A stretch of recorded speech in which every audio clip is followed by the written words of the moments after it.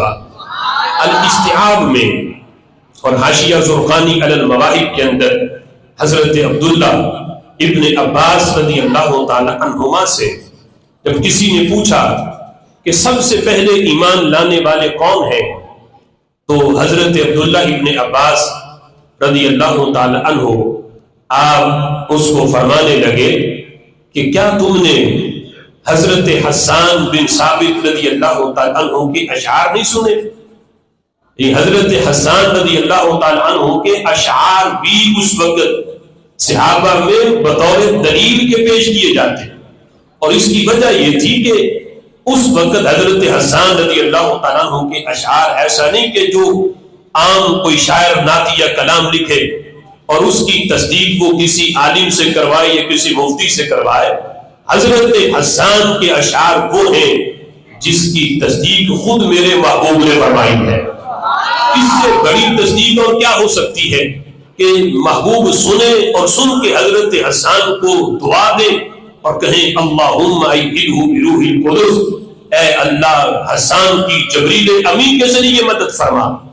تو پوچھا کہ سب سے پہلے ایمان کون لا ہے؟ تو حضرت عبداللہ ابن عباس کہنے لگے کہ تم نے حضرت حسان کے اشعار نہیں سنے ہوئے؟ اب دلیل کے طور پہ حضرت حسان کے اشعار پیش کیے۔ حضرت عبداللہ ابن عباس رضی اللہ تعالی عنہ نے فرمانے لگے حضرت حسان کہ یہ اشعار ہیں اذا ذکرت شجوا من اخی ثقۃ فاذکر اخاک ابا بکر بما فعلا۔ فرمانے لگے حضرت حسان یہ کہتے ہیں جب تم اپنے درمیان کسی سچی ہستی کا تم ذکر کرنے لگو، کسی سچی ہستی کا اگر تم نے اس کے دکھ درد کو تم یاد کرنے لگو تو فذکر اخاک ابا بکر بما فعلا، تو پھر صدیق اکبر کے کارناموں کا ذکر کرو۔ صدیق اکبر رضی اللہ تعالیٰ عنہ کے کارناموں کو یاد کرو۔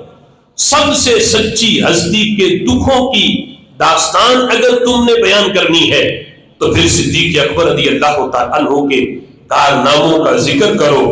کہتے ہیں خیر البریہ ابقاها واعدلها بعد النبی واوفاها بما حملا۔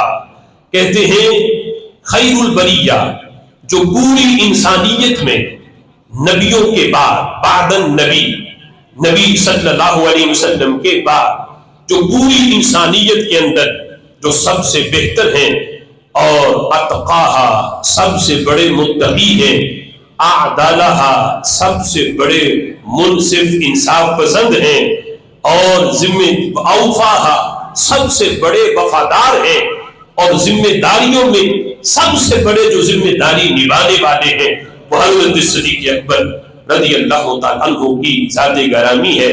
اور فرماتے ہیں کہ ذکر صدیق ہو اور غار کے بغیر مکمل ہو جا تو کہتے یہ نہیں ہوتا۔ حضرت حسان کہتے ہیں وَثَانِيَ اثْنَيْنِ فِي الْغَارِ الْمُنِيفِ وَقَدْ طَافَ الْغُدُوُّ بِهِ اِذْ صَعِدُ الْجَبَلَ۔